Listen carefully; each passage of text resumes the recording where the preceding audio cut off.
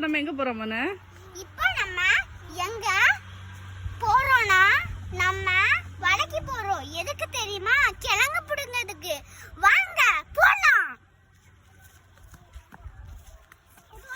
என்னம்மா?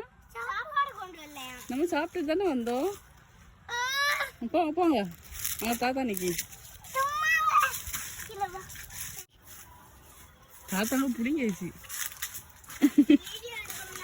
வீடியோ எடுக்குதா?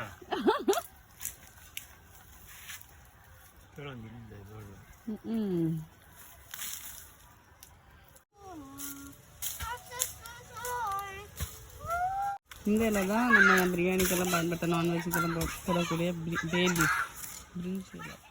இப்படி யாரும் இருந்தாலும் ஆமாம்.